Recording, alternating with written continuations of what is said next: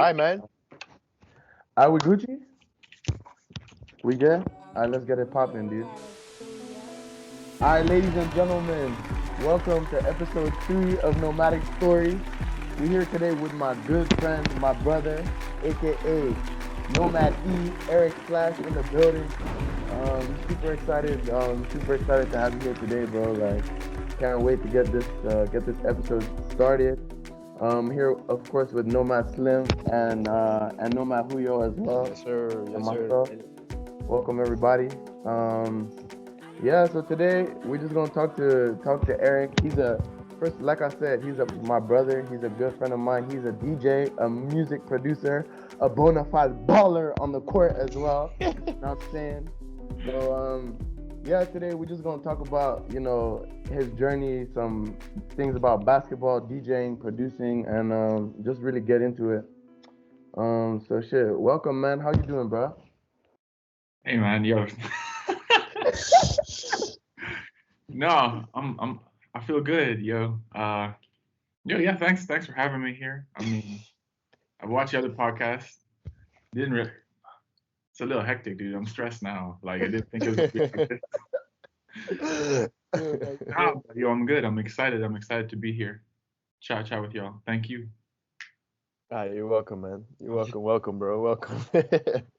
We'll start it off just like we do most of the other episodes. So we want to kind of get into, we always have this issue where it's like where do you come from, or like where are you from, and that's something that we like to unpack with everyone and kind of figure out, okay, what's your background and that kind of thing. So obviously we all met in Tanzania, just like with the other nomads. But tell us a little bit about like your background, man. Like. Oh. And where you at right now, actually, how you got to where you're at. Where I'm at. All right, so originally I'm from Germany and Congo, but I was born in Kenya, was there for I think the first 2 years of my life, and then I spent I think some 16 years in Tanzania, so I grew up basically there my entire life. Then I went to Germany for 2 years, and then I came here to study, and now I finished studying here, Holland. And now I finished studying, and now I'm working here. And I mean, this is where I'm at. This is what I'm doing at the moment. I think there's a chance, in the coming months, I might move from Rotterdam to Amsterdam, and maybe next year somewhere else entirely. I've been here for 4 years now, and I don't really have that itch to travel because I don't know. But I'm feeling a little stagnant here. Like I'm just kind of looking outside. I'm like, there ain't too much to do that I haven't done. Kind of, it's not feeling exciting to go out here anymore. Yeah, I feel that, dude. The switch up is always nice, man. But so, how was it coming back to Europe after being in, born in Kenya, Nini raised in Tanzania? How was it like? Because you left midway through high school, right? You went to Germany. No, not midway, at the very end. So I finished one. And then I moved to Germany, and then they didn't have the same courses, so I had to redo IB1. And so I did IB1 and IB2 there. And it was... Those IB people that don't know, IB1 is 11th grade, by the way. Oh, yeah, okay. I won't put that out there. It was a little bit of a mess, to be honest. Like, I moved there, and I got to stay with the host family, which kind of like meant I didn't have to be independent like a lot of people who I think come from like you guys who finished school in TZ or wherever else in Africa and then came to university and were then immediately kind of by yourself. I feel like I've heard a lot of people get like culture shock and really struggle with that. Me, I moved in with the host family, and that way I kind of had time to like acclimatize to the way Europe was while still having like the protection of like your home and your family kind of situation, which really made it easy for me in that sense. Like, I always had good people come home to, and like even now till today, they're like family, like had 2 like siblings, and shout out to Sophie and Mads. Not sure if they, but, and the parents Meta and Niels were like, anything I needed always were there. And other than that, I mean, the one funny thing is, so I went to Munich, and it was kind of like a weird dynamic there because I went to the international school.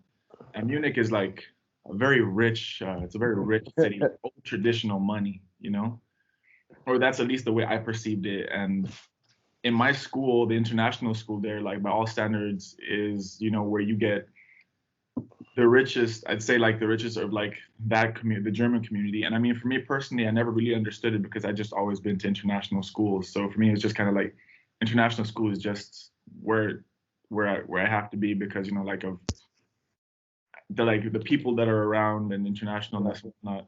I got there and I was one of 3 black people in the school. No way. Okay, no, 4. Let me tell you, there was one other guy. All right, that's much better, bro. Hey, I was about to say, man, 4 is Come on, much better man. than 3, man. Nah. 5, but wait. But let me break it down for you. These 5. One of them, like, loved this guy, half Nigerian, half German, but was born and raised in Germany. And like, of course, he still had like connections to his like Nigerian side through his father, but for all intents and purposes, man's was German. Like he even his German, like didn't speak pidgin, didn't like we went to the barber together. Like, we connected over our blackness. I had one other guy who was from the American base. Shout out to Josiah. I'm not sure if he's gonna see this. And we had a lot of fun, but then he left at the end of 11th grade. And the other 2 were Tanzanian kids, half Tanzanian, half German, but they were in pre-K. Right? Anywho, it doesn't matter. They were at this point. I was just like desperate to just chill with any black people in my school, just like have some of that culture from home that the teachers knew. So every time I had like lunch break and like little kids, because they were like what 5, 4. Every time they would walk, when all of them walk by, like walk in the lines, the kids. The teacher would see me and look at the 2 kids, and they're like, "You can go say hi," and me, I would go like. That's not real, dude. I these 2 little kids and talk to them for a little bit, and then eventually, like they would get back into line and go. And we would do this, and I was so excited to see them every single time. They were your kids, man.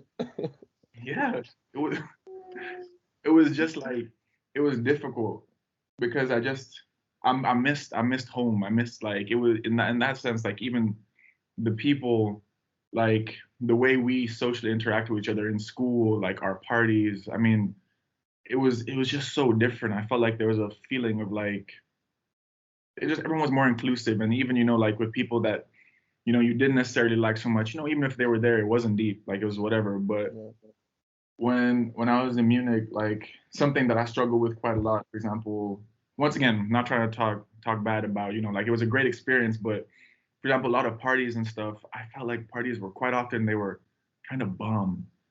And it had to do with the fact that like there was a party and there was hardly anyone there. Like a person would invite like 20 people and they'd come, and like people wouldn't really get lit. People wouldn't really like, social, like, it would be more about how you're dressed and how you're looking and stuff like that, as opposed to like having fun.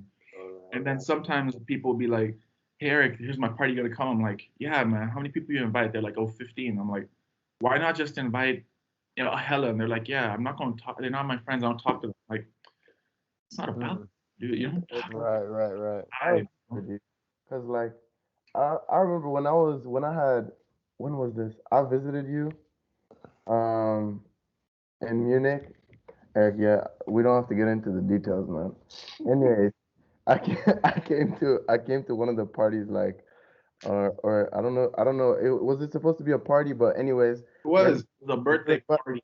Okay, so this was a quote unquote party, and we just pulled up and we just kind of sat around the table. For, what I'm saying? Like I thought we were going there to turn up, really get lit and stuff. And like I don't know, the people were nice, but we just kind of sat around. And like I really feel you, like you were like integrated in there, but I pulled up to this Munich squad and like I had some crazy culture shock as well, dude.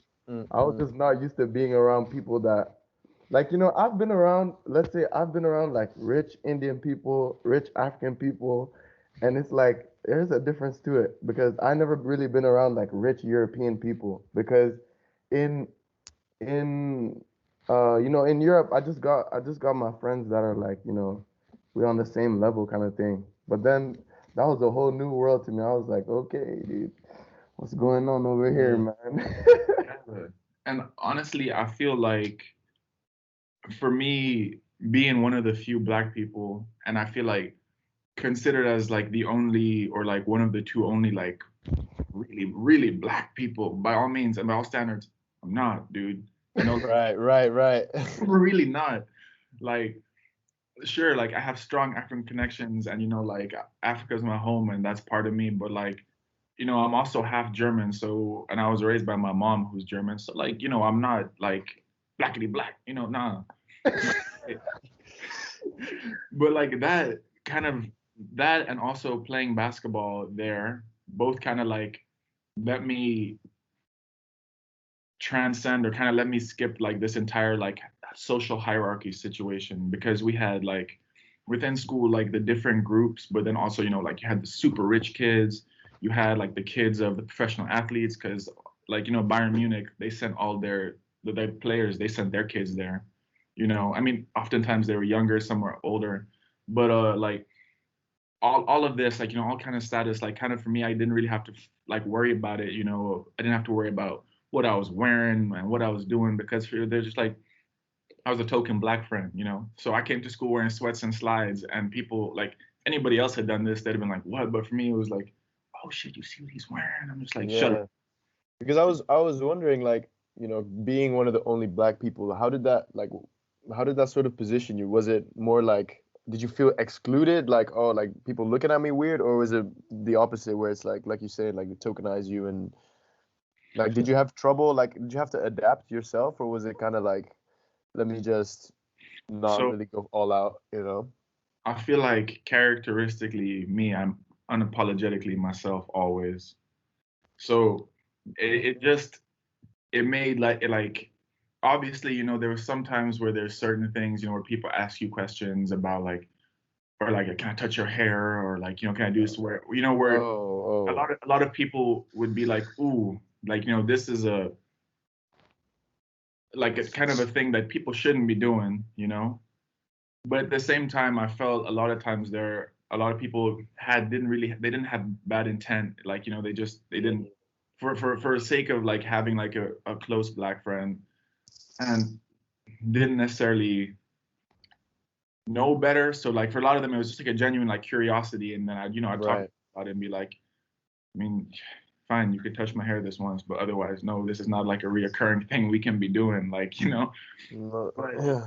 um, ultimately, I think it just I was unfazed by other people, and a lot of times when we have sometime like issues and stuff, I choose my battles, and I choose whether or not I'm going to take it up with someone and whatnot. So Mm. a lot of times it was just like, whatever, I just do myself, because of who I am and what I look like, and also playing basketball for the team that I do. I do what I want, and everyone was still cool with it, Mm. which worked out quite quite well for me, to be honest. Yeah, I can Yeah. tell, man. Whenever I saw you there, I saw that you're quite popular. Also with the ladies, in Ah, this, yes. man.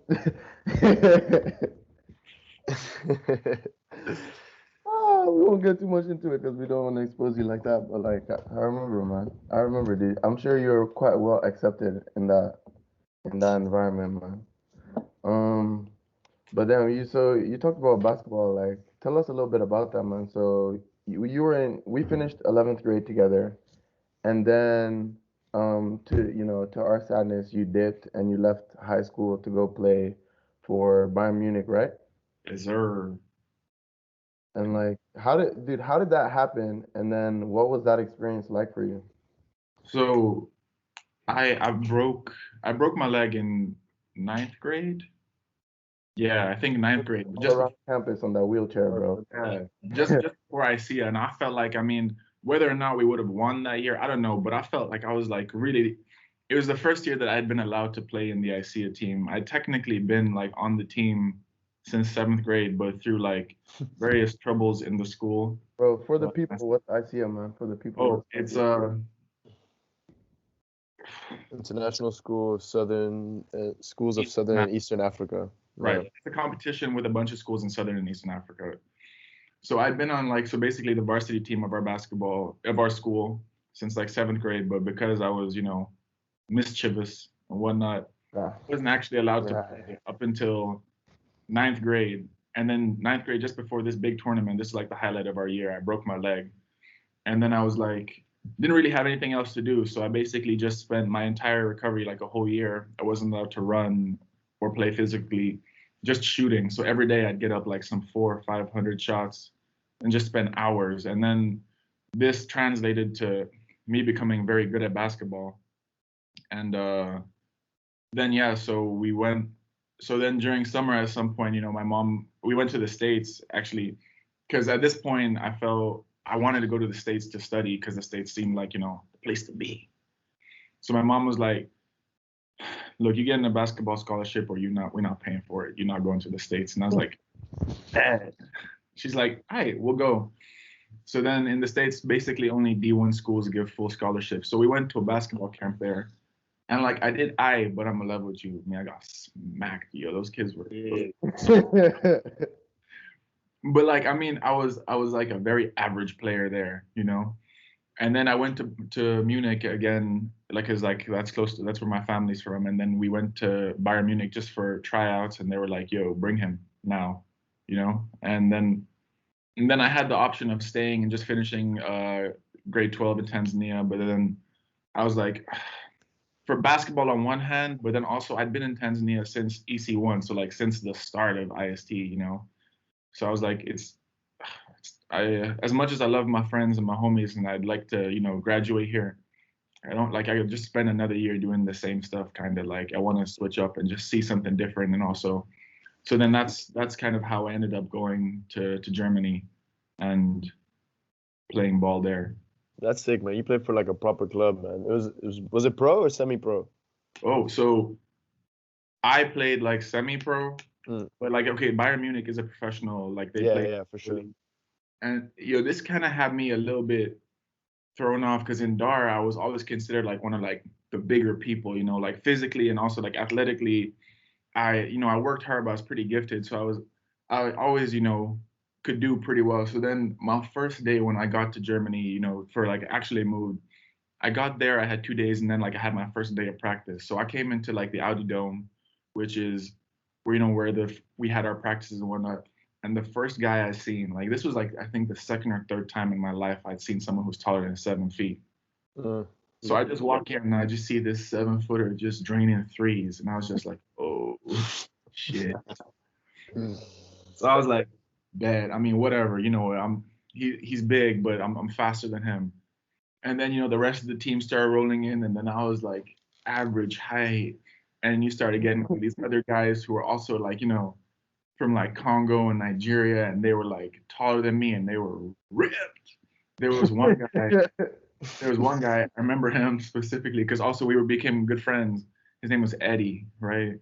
And he was I think from Ivory Coast, but he'd also grown up in Germany, but nonetheless, like he'd been playing, like he was 6'8" and he was basically one muscle dude, like all of him.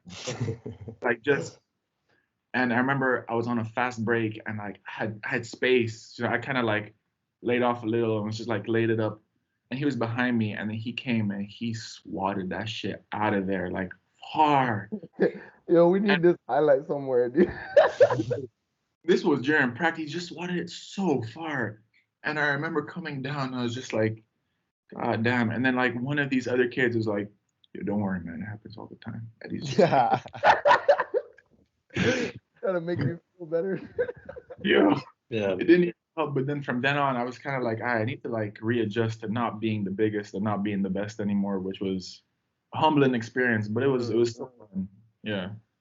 Nice, man. Are you still balling now, right? Yeah, I mean, every now and then when I can find some worthy competition. Oh. Yeah. Okay, it's like that. Yeah, bro. Okay. He came from Bayern Munich. Now he's in Rotterdam, and ain't nobody worth your time. All right, man. Yo, but I know you are. Would you say that your skill level has gone down since then, right? For sure.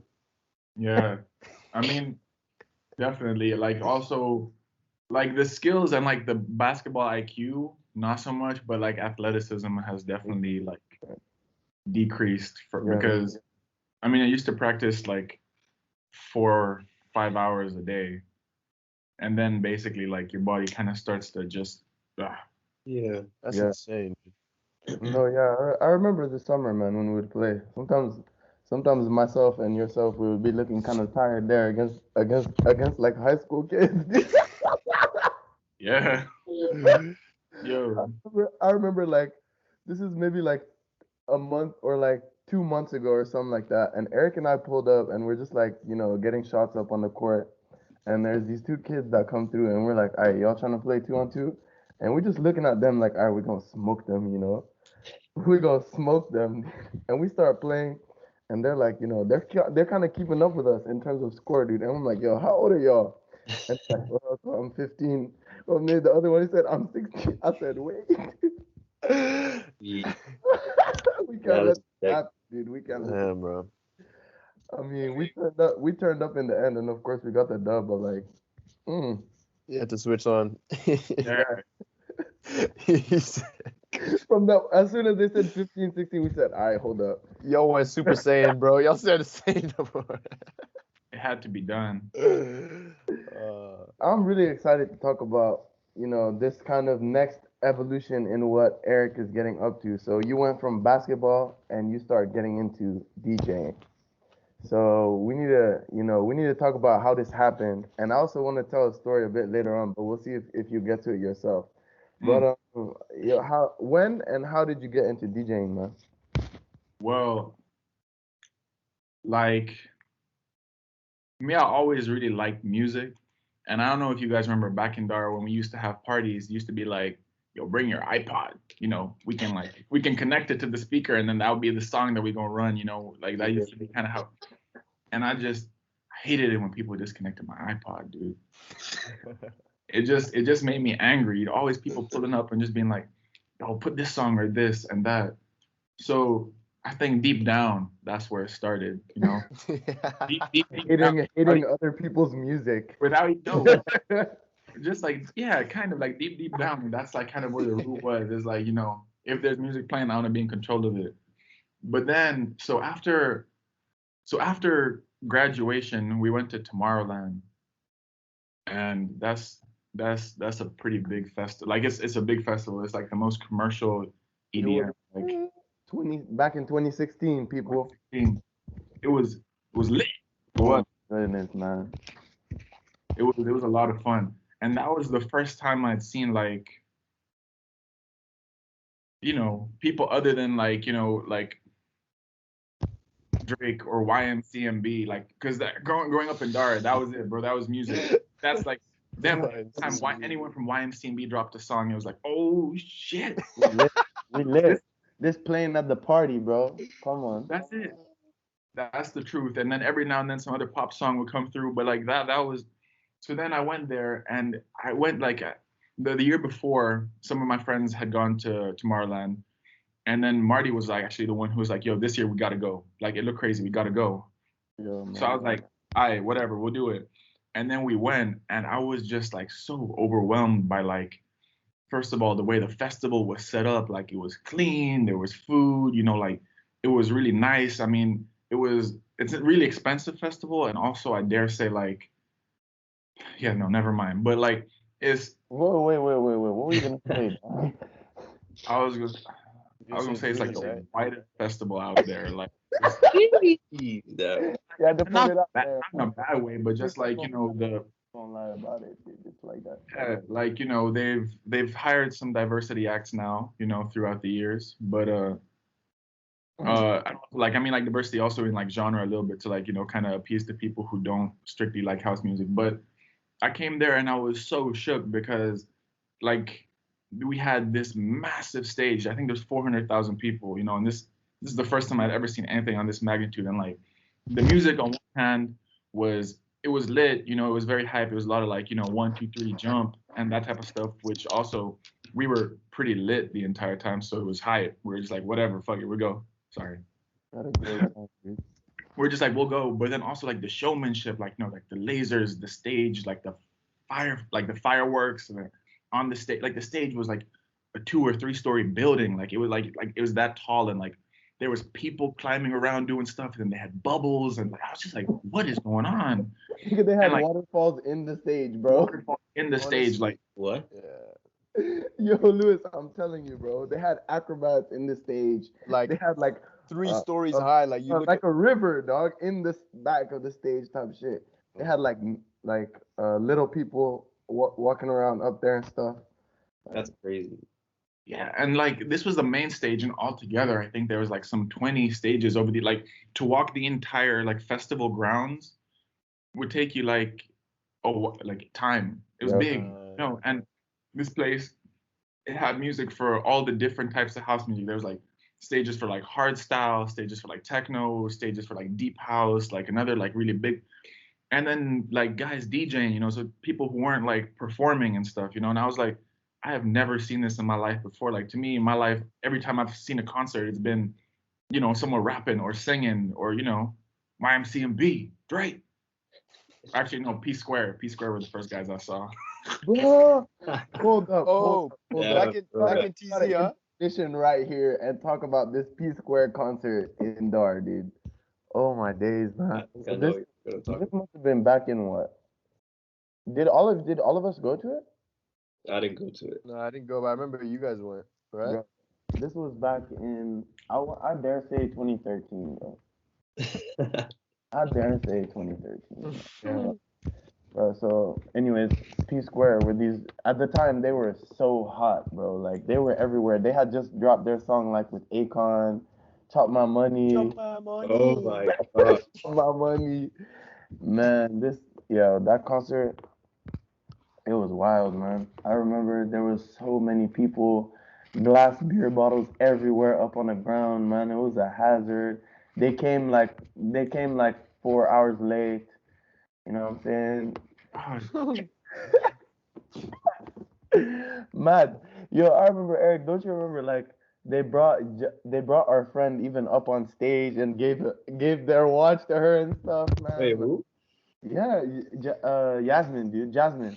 They just gave her their watch. Bro, for some reason, like her mom was in the organization or something, and so she was up on the. We were like, oh my god, our friend is on the stage. They gave her like a watch and stuff, bro. And mind you, she's a teenager, yeah. Man's like try to kiss her or some shit, dude, and she just like swerved up on them so quick, man. It was a moment, dude. But yeah, it was interesting days, dude. Yeah, no, they pulled up so late. By the time they pulled up, I was done. My back was sore, my legs were hurting, dude. I was over you. Yeah. Back to like Tomorrowland, like I ain't never seen no one like DJing and like use like also I never really like heard house music like that, like some of it by all means, some of that stuff is noise, just like it's not pleasant. But then other times, like, there was a few guys who sometimes a drop came in and it was noise, but it just hit so hard, it was just right. I was just like, damn, this is dope. This is really dope. And then just like, so then I came to Holland and to study, and I was like, here in Holland, bro, you can throw a stone and you'll hit someone who can DJ. Like it's something in the water. People love it too much here, So I was like, if there's a place to learn, like this would definitely be it. So then I just started practicing and started doing university parties and then, Hold up, man. I remember the first you had like the first DJ controller. It had like two little what I don't even know what the words, man. Two of them little spinner things and like four buttons, bro. yeah, I got it from Ryan. Yeah, yeah, because Ryan had that in high school and then he gave it to Eric and he'd just be there practicing and stuff. I'm like, bro, what you doing, dude? Yeah, he was doing this so much. Like we'd just be chilling and he's just there standing up. On the little thing, bro. Nah, man. But bro, Eric, I remember this one moment, dude. I'll never forget it, dude, because like it was like now that I think back to it, it was like an inspirational little moment we had together, bro. Because of course, dude, at Tomorrowland, we're just the whole time like smashed, bro.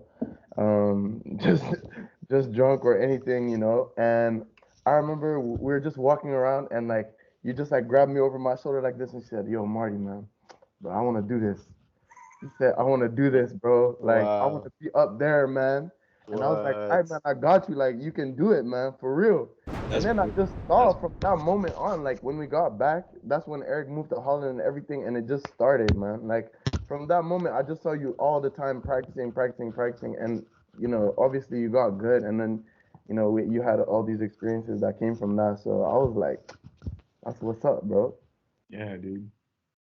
It was a lot of fun. It was like, and it still is like, when you get to go to the club and just like play, and like your boys are there, and it's like oh, so one of my favorite things.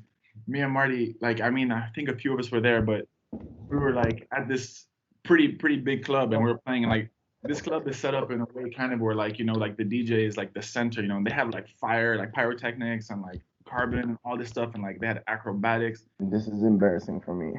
Oh, I was in the crowd when this happened. One of the people who organized the party was a friend of ours, and she's like, "Yo, what you want?" Like, cause she knows me and Marty like brothers. She's like, "Yo, do you want Marty to MC? Like, Marty can MC for you." So I was like a little bit lit to like get just away from the jitters, but still like I was straight. And then I looked at Marty and I'm like, "Yo, Marty, you want to MC for me?" And he was like, "Let's do it." No, yo, let me tell you, I was hesitant, bro. I was like, really, like, am I going to do this? But then I was like, bro, because I think that was also one of the, like, the size of that club and the stage and everything. I think it was like, I felt like it was one of the biggest you had done at that time. Yeah. So then even me, I was like, all right, this is my brother, dude. We were backstage, turning up everything.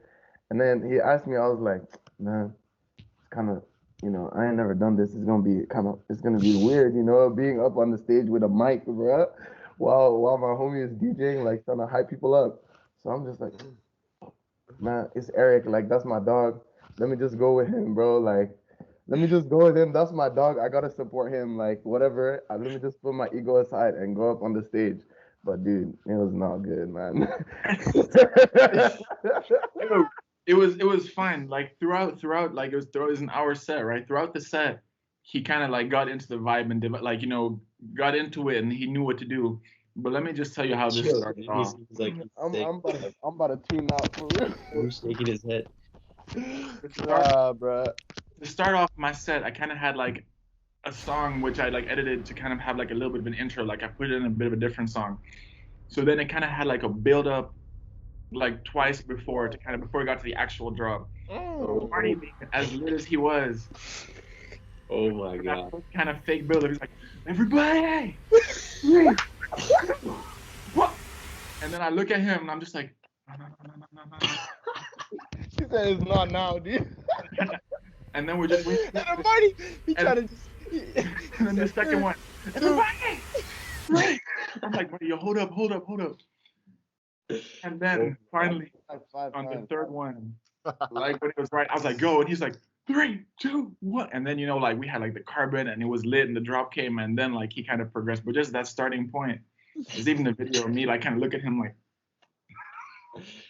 Oh man, I felt so bad because I was up top on the balcony and I was looking down. I had such a good sight of you guys. And I was like, I'm pretty sure it's not dropping.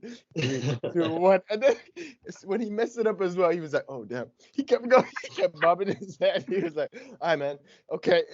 He started to stress. Oh man. Did he drop out of the call because you don't want to hear this? Yeah, where is he at? Yo, is there a video of that? They video you. There is, most certainly. Actually, man, I'm pretty sure I have videos, dude. I'm pretty sure I have That videos. specific moment, yo, I want to see that. Oh, if I have that moment, it would be amazing. That moment will never be shared again, dude. Yeah. We might have to send it. Even just put it in the Right. At least I definitely have footage of that night for sure. But I have footage of that part specifically. Like I know, like it was sent to me. we definitely showing the whole thing. We putting on a reel too. Hell no. Listen, I remember even so Nikki was the friend that set this up, and I remember she hit us back later and was like, the people who run that club like got mad at her, like how you let this random ass dude pull up and MC at the party, like Really? Yeah, bro. They get flack for just being like, you just let this random dude who has no experience like club or like perform at this at the like not for Eric but me, Well, I didn't like know come that. on as MC, dude, like. Hold it, man. I mean, like, and also to give just some context, like this was like it was like a student party, right? But it was a pretty big one. But like this club is used to like it's a very like Like a big band. Afrojack threw his birthday party there. Like when Burna Boy came to Rotterdam, he performed in that club. So they used to professional people, you know. So like also there the standard was quite high. So when this happened, they were just like, what's going on right now? You know. Yeah. Hey, but it's a learning experience, Marty. Look at you now, man. What you mean? Look at me now. Yo, It's come a long way, dude. Yo, miss me with that, bro. I cannot MC any more parties, dude. Real? When Eric's songs are in the charts, he'll be reinvited. Yeah, Nomad E and Nomad M. Be back. For real, dude. we'll just have like a nice practice session with friends. When I practice my sets, I'm like, you can count now. Dude, you don't know how bad I felt on that stage, bro. You just look in the whole crowd, they're lit. They're waiting for it as well, you know? So everyone's waiting for this build up, and you're just there counting down like a damn idiot, bro. Oh my goodness, dude. I felt so embarrassed. But anyway, what would you say was that your best club experience in that you've had up till now, or what was like your best experience? That was certainly the biggest, to be honest. But you did it again though there. I've done it several times. I've done it several times, and I've done it like also like various clubs here. I think from like the performance perspective, like that club has been like the best one because like, you know, once again they had like acrobats like hanging from the ceiling, they have pyrotechnics and all this. That shit's cool, dog. I was like, yeah, it's like yo, it happened. It caught me off guard. I was like, oh shit. You got fired, dude? I was like, yo, let me just pretend like I know what's going on. Let me be cool. So yeah. hey. How you doing? Nah. But otherwise, I think one of my favorite ones was actually a really small one. It was when after Jimmy won student, what did you win? Student advisor of the SAC board. Yeah. That one. It was at another club and it was in the basement and just we had a bunch of homies there and we were like, even your mom came, bro. No, that wasn't that one. That was a different one. Oh, it was a different one? Oh, my bad. No, but this one, it was just like all of us were there. Everyone was turned and it was just like such a good vibe. And it was like also like there was no pressure. Like there was also one other friend who was there. So we're playing and then like just going out doing our own thing, just taking turns. It was a lot of fun. Yeah, I agree, dude. That was a really great night out, bro. Like you said, we're just a bunch of friends in the club. Everyone kind of knew each other. You know, super chill. We could pull up to Eric like, yo, my G, please run this, man. You know, so that always makes it great, dude. Yeah, that was a nice one. Jeez. Yo, yeah, and then comes back to that iPod thing from all the way back. Nowadays, when I'm DJing and someone's like, can you play this? I'm like, I can't hear you. Go down. No touch. Don't touch this area. You can ask the next guy. I've had various experiences where I try to tell the DJ to play a song and they say that exact thing, but now that you've said that, I'm going to stop. They're all capping, bro. They look at you, they give you like a nod, like, yeah. Yeah. I've been at clubs where I have no clue who the DJ is, and I just tell them, they be like, oh, that's a lit song, and then they just play it, bro. Yo, yeah, no doubt. Sometimes it's fresh, but other times, like, you get some like drunk, smash, like white girl wasted, two girls pulling up to you, like, can you play this? And I'm just like, oh, stop, please. And they keep coming back, and they like, for me, the one I have most like, okay, I personally, I don't really listen, or not, like, I don't really listen to reggaeton so much because I don't like. I mean, there's some songs which like filter through because they just bang, you know, like Mi Gente, I like that, but I never understand what's going on, no clue, never, you know. So with that being said, I also don't really listen to much reggaeton, like, you know. And I have girls sometimes they come up to me and they're just like with their like on their phones written like some shit like play this song in Spanish, and I'm just like. Does it look like I have this song in my playlist? But at the same time, see, this is also kind of where I reached a little bit of an impasse with DJing. It's like, and then started, because also after Tomorrowland, I started like making my own music and just kind of, because I wanted to like produce, because that was also one of the first times I kind of was exposed to people making their own music. Because once again, for me, music was always a kind of like MTV and like, you know, like what, Trace playlist, you know, like. Trace was Yo, Trace. Shout Shouts out Trey. We need MTV that Base little was what- banner right here, dude, in the edits, man. Like, But I never really like felt or like heard of like studios and people producing and producers. So that was also like kind of the first experience that I had with that. So then I also started getting into like producing, which has been a while now, and is good.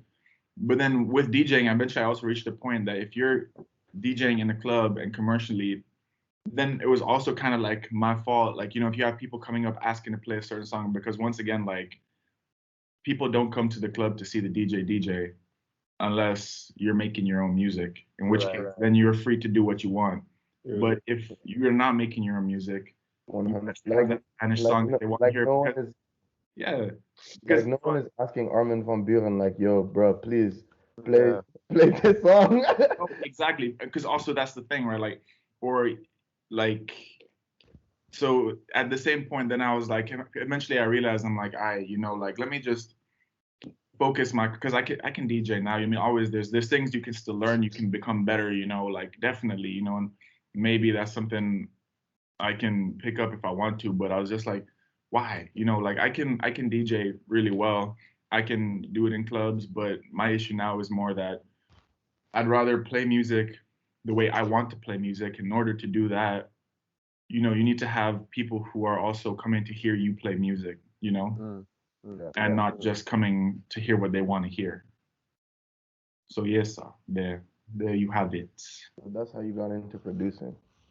Yeah, so I didn't actually realize that you also started producing already in 2016 after Tomorrowland. Like I figured that that kind of started later. That was because I mean, Tomorrowland was kind of like a starting point, but then I had a few friends because I started university and I was in the student hotel, and I had a few guys there who produced. So I kind of just sat and watched them for a while, and then eventually I called my mom and like, Maza, can I please have 100 euros to purchase this app? Which app? Which app? Ableton, dog. Oh, you Man. start with Ableton? Yeah, Ableton's. I don't know. I was looking at Studio One. No, FL Studio. Didn't quite do it for me. And then I also tried Studio One. I didn't like it so much, and I just like the Ableton interface. Like I can just visualize it quite well. And yeah, that's where we're at. Coffee. Which you still using that now? Yeah. Yeah. Yes, sir. Dope. I think people tend to, like, producers tend to, I don't know, maybe this is trash talk, but I think producers tend to stick with like the DA, it's called the DAW, like the digital audio interface that they use, or like that put them on, kind of, you know, Mm-hmm. unless it's like GarageBand or some shit. Like you might want to level up from that. But yeah. Is that what you use as well, Louis? What? Is that what you use too? No, I use FL. I use FL Studio now. Yeah. Although I started on GarageBand, so I was one of the ones that had to level up a little bit. I remember like GarageBand back when we were in like elementary school, middle school, in the computer lab. We'd pull up, open GarageBand, and you'd have like unlimited amounts of instrument loops, and we'd just be there making songs on songs on songs. And they're all trash, obviously. I mean, mine at least. But back then you're like, oh, I'm making music, bro. Yeah, man. So what kind of music you been making, man? I know that you got range, man, but not a lot of people have been hearing your own music. Oh, So yeah. the fans want to know, man, what you been producing, bro?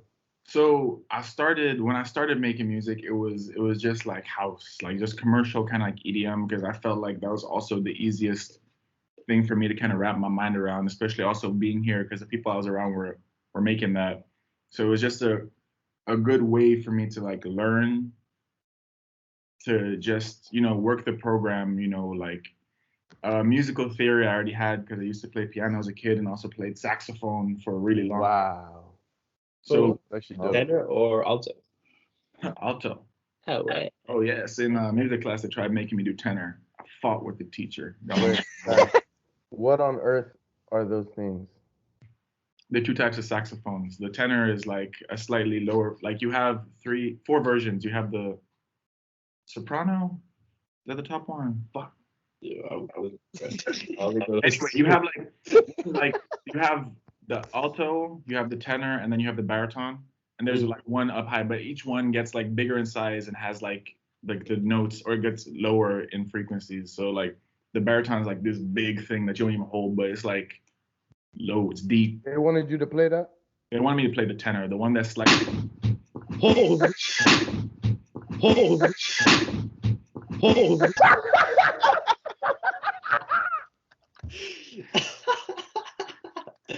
What? Bro, just bust your chair. Gee, I don't know what happened. I almost died. Lewis, you're gonna have fun editing that, bro. Bruh. Oh my day.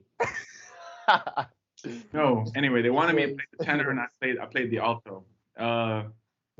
Maybe you can throw in some pictures so people can see. But anyway, when it comes to the music that I make, like I started doing like EDM just to like kind of understand. And that being said, none of the songs I made in EDM sounded good, because like I realize now in retrospect, like it had somewhere okay, dude. I was about to say, man, don't be so hard. wait. Like the proper ones that, with like the big buildups and drops, they never sounded good. And it's because also I was like kind of fixated on this idea of like, this is the sound that I need to make. But then I realized that wasn't true to like that didn't sound so good to me, like I was like, oh, this shit, like I tried using Martin Garrix as like a reference, like as one of his songs is like a reference track.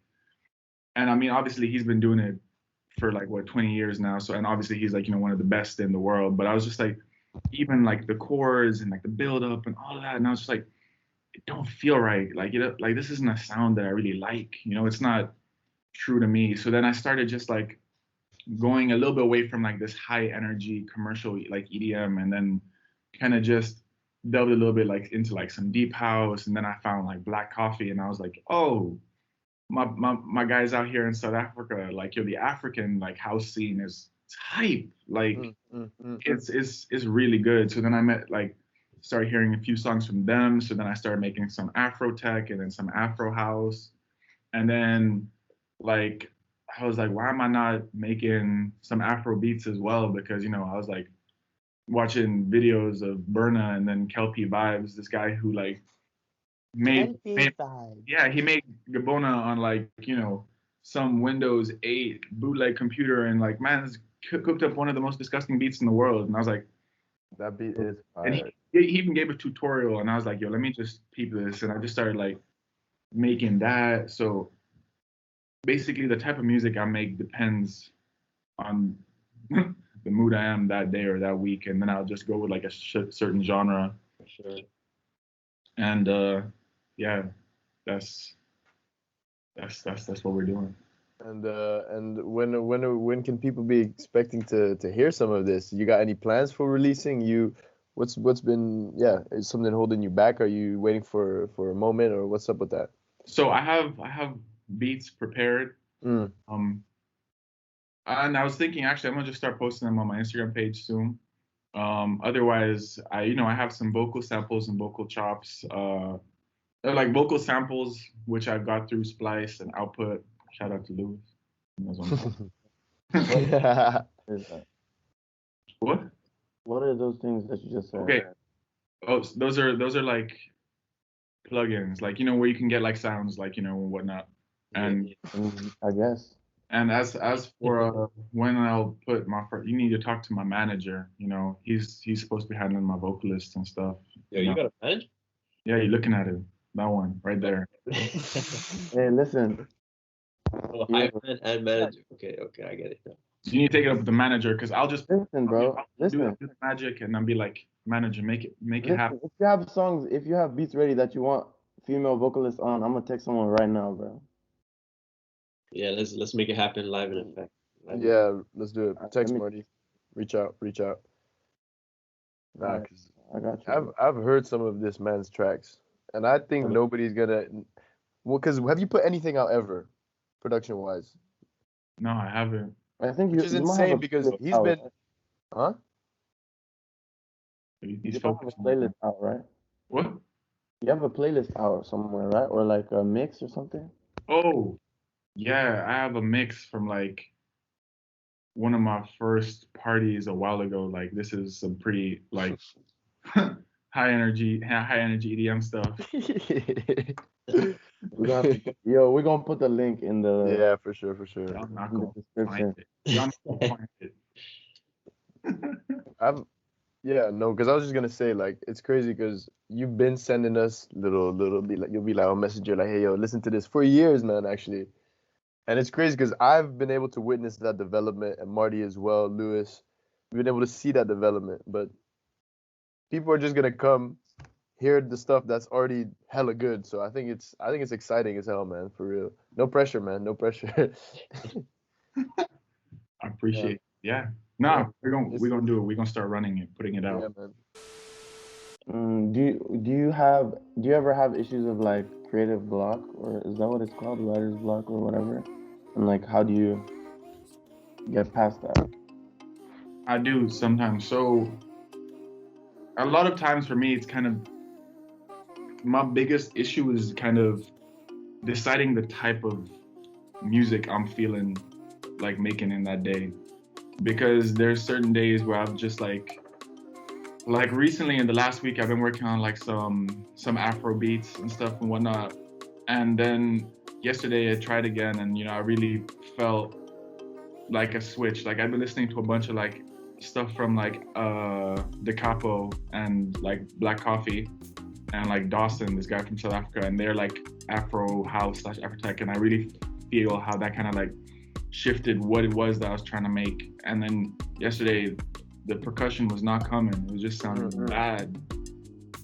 So then that's kind of that's one of my biggest issues, kind of deciding what it is that I'm trying to make first. And then once I figure that out, it's usually fairly easy because then I make the chords first, and those kind of give me the inspiration because I think they give like a really obviously like they're a centerpiece to it, but they kind of give me the feeling for the song and what I'm trying to do. And then from there, send stuff to Lewis. He gives me feedback. Send stuff to Jimmy. It's like go through like the same process of like creating a song, like you said just there, that you start with the chords, for example. You always do that, or like you go to different things for different occasions? So no, it's always the chords. Like the chords are like the first thing in, because just they give me a feel. And then also what I do is I start with like a 4-bar loop, and I kind of just put everything in there. Because initially when I started, like I had a problem where I'd start a project and start trying to like build it out as a whole without having the majority of the pieces there, and it just sounded off, or it just kind of looked like an incomplete kind of like skeleton. And I became very demotivated because like it needs something, but you don't know what. And like I didn't have time to figure it out because like it was already playing, and it just then there's other parts. Eventually with music production, I think like it becomes a very complex equation, kind of after some time.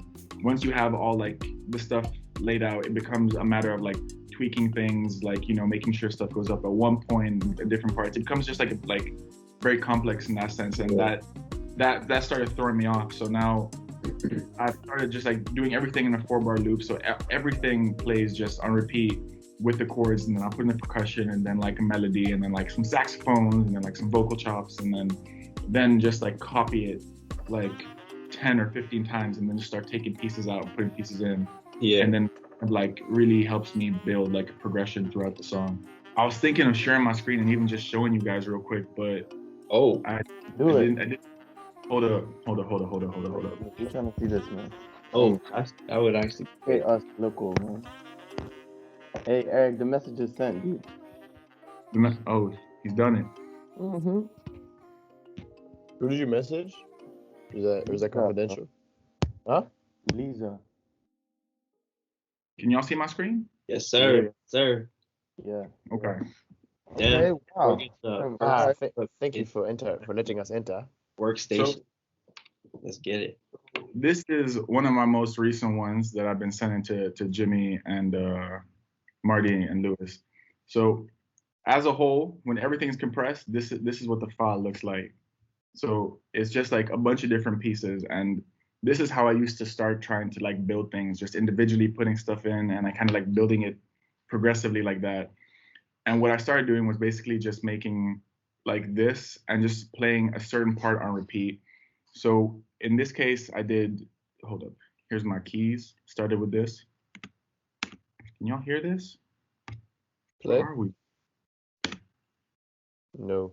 Nah. Mm. Okay. Okay. Yeah. I'm good. All right. Yeah, that. So I start with my keys right here.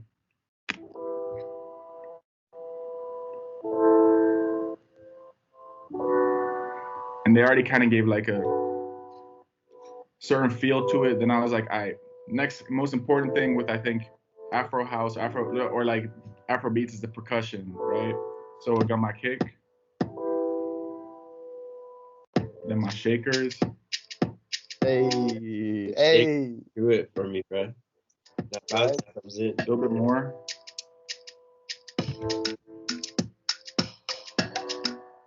Yo, hype man, where you at, dude? More. Yeah, come on. And then I was like, Dude, I'm gonna mess up the count, bro. I'm gonna mess up the count. and then I was like, all right, it's time to like add a melody.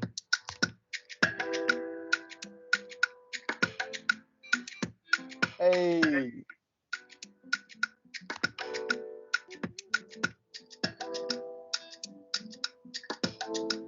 And then like some vocal chops. Actually, no, just the vocal.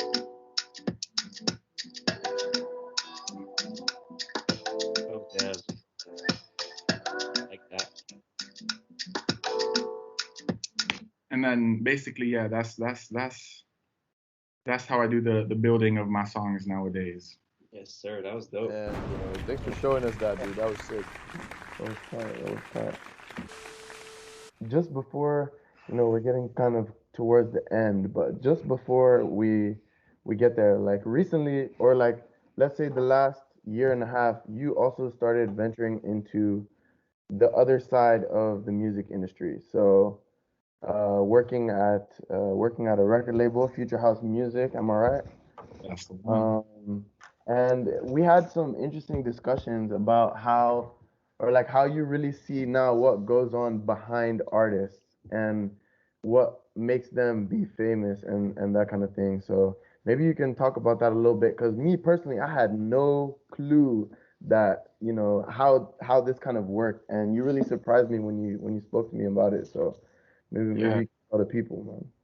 So I mean, there's a lot. So a lot of the music that comes to us, or like what I've learned, for example, as the future, like the label that I work for, where we are specifically in house music, and we're not signed. We're an independent label. Like we're one of, I mean, there's quite a few in the world, but I think here in Holland, when it comes to this genre, I think we are actually in the top 10 in the world when it comes to like size.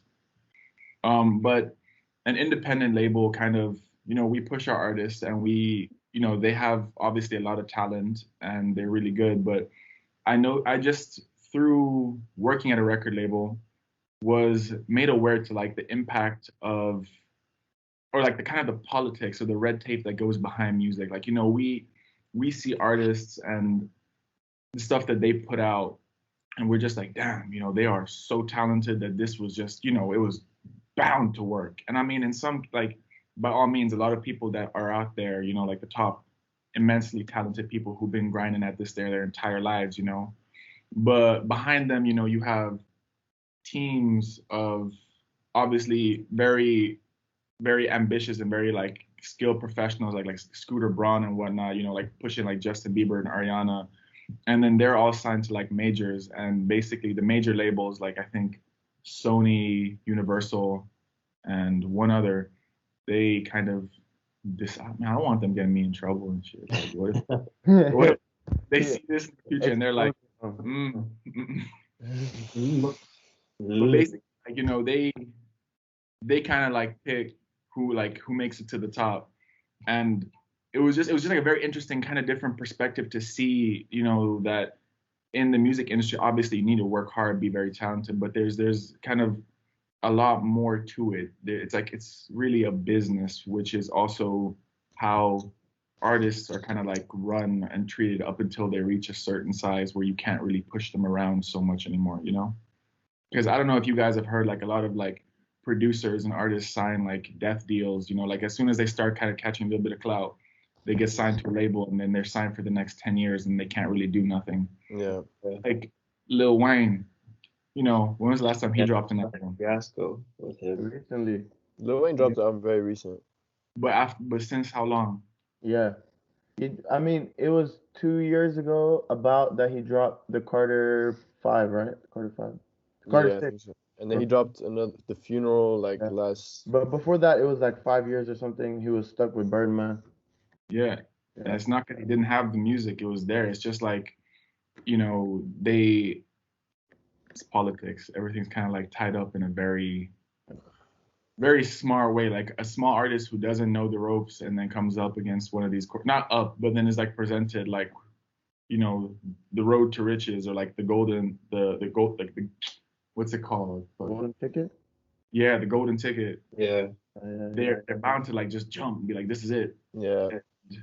Either then like, you know, you work hard and, you know, luck is also on your side because there's part of it, which is luck, you know, and it pays off for you. And then you can like do your thing and hopefully hone your craft in a way that the world gets to enjoy.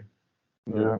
Yeah. Like, you need to be. A difficult thing it's like a difficult dilemma because obviously, like if you're an artist and then like some big company approaches you and say they're like, yeah, I'm gonna pay you this amount, like which is a ridiculous amount of money that you've never seen before in your life, right?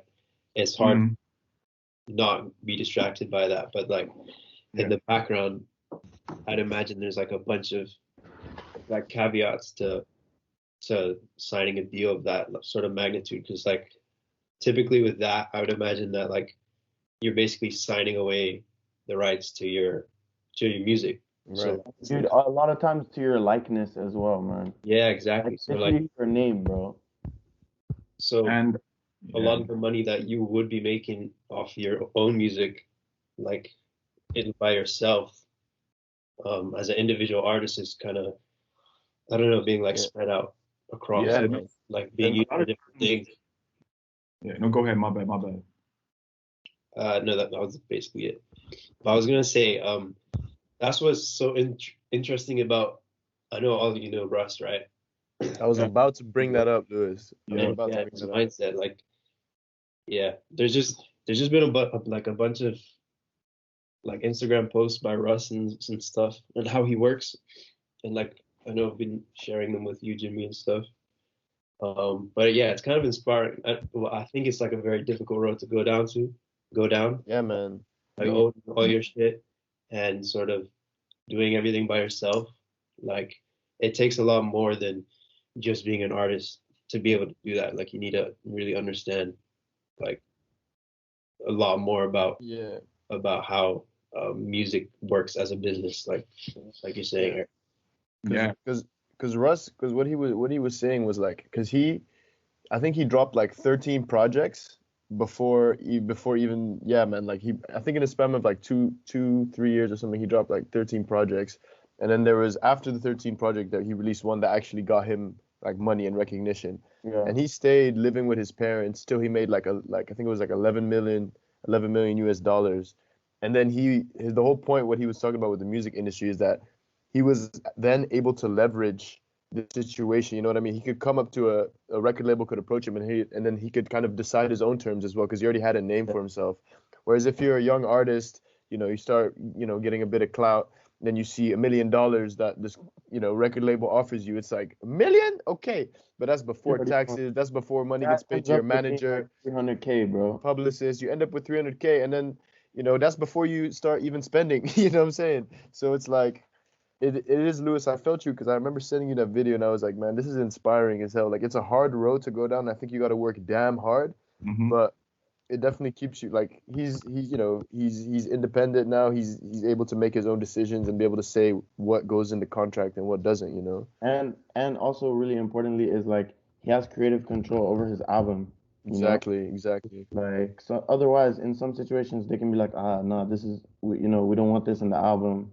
We want your album to sound more like this because this is what's popular or like those kind of things. Whereas he can literally make an album of him just farting and release it, it's fine. Yeah, true though, true. And another thing you need to know about, like when record labels just give you money like that, they're not giving you money. They're giving you an upfront payment of the money that they think you'll get from your streams. So then, like, let's say they give you $1 million, then basically you're not getting any money off of any of your streams up until you hit a million. Right. And then, like, you're probably signed to like an 80-20 deal where you only get 20% of the money that you get from streaming. So like for them it's a gamble, but then within like that million, as you say, you're paying all these different things and you're not even getting that money. Like that's money that they're loaning you that you've technically like earned already, Mm-hmm. Yeah. Crazy Bro, game out there, dude. the craziest thing that you were telling me was how, like, this is what had me really shook, was when you told me you listed a bunch of artists and you're like, they make 0 songs. I was like, what are you talking about, bro? Yo, Eric's about to expose people. He's about to expose What them. do you mean to make 0 songs? Like, oh God. All right. So like Without baiting anyone out. okay, so like let's say in the house scene, like the top tier artists, like there's like yeah, okay, like so you have like really big guys like, for example, I'm gonna give it like Diplo for instance, right? If you think about Diplo, if you listen to him and the songs that come out, like what do you have a certain like sound that comes to mind when you think of Diplo? I just think of the big Legos, dude. What the thing is, Diplo, like, he makes all types of music. So now, recently, he's been making tech house, but then with Major Lazer, he made like dance hall and Afro beats, and then he makes like EDM. And it's because like he's so big that he has smaller artists just make a song for him.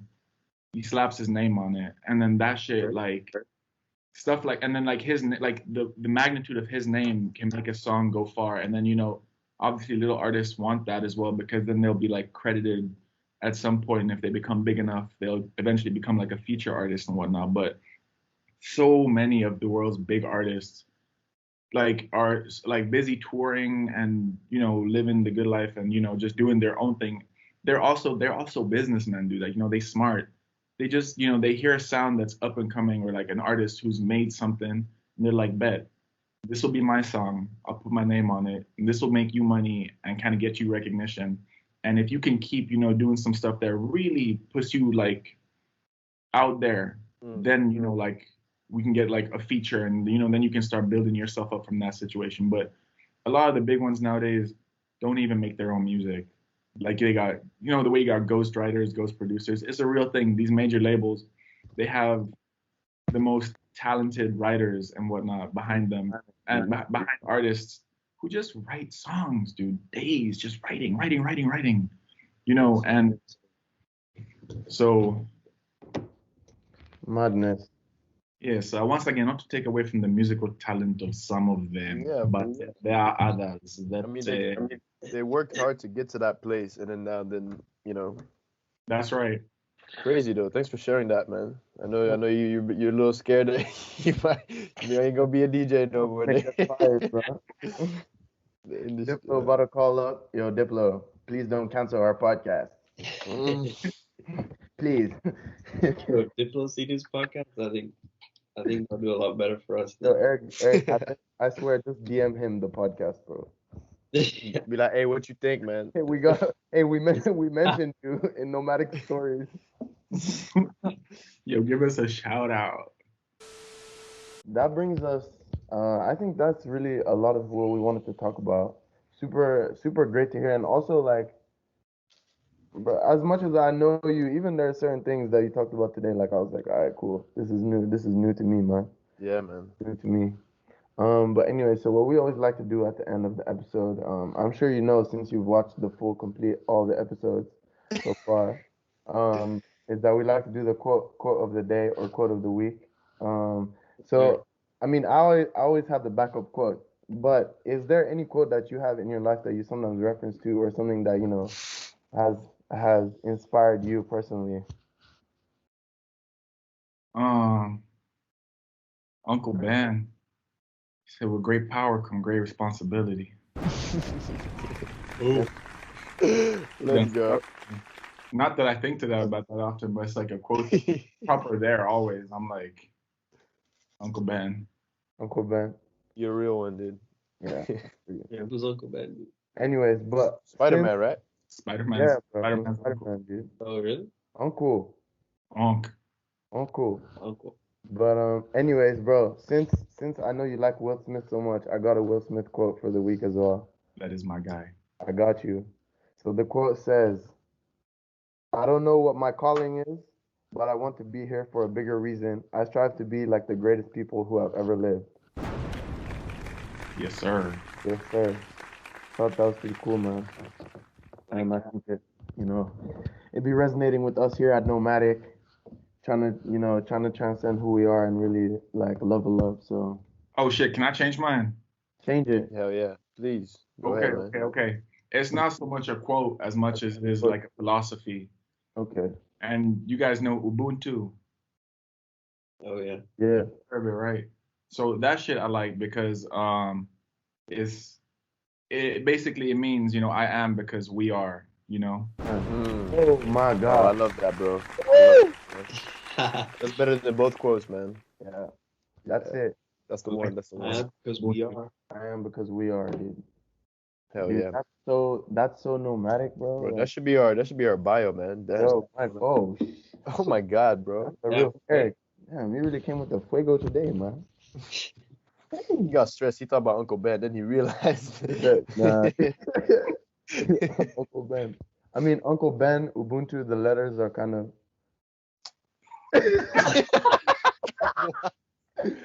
Yo, that was so far fetched, like. Yeah, it was a bit of a stretch, dude. But Eric, thank you for pulling up, and freeing up some time from your super busy schedule. Really appreciate it, man. That you could be here. Much love, bro. And Yeah, thanks for having me. Yeah, it was dope talking, bro. mm-hmm. For everyone watching, thanks for tuning into the podcast.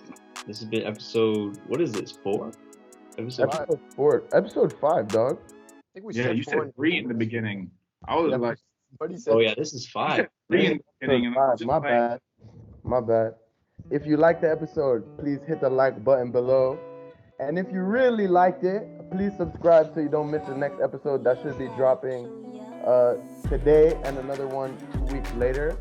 And yeah, if you fuck with Nomadic, hit the notification button and you won't miss a thing. So thank you very much and Take care, y'all. Much love. much love, man. Much love.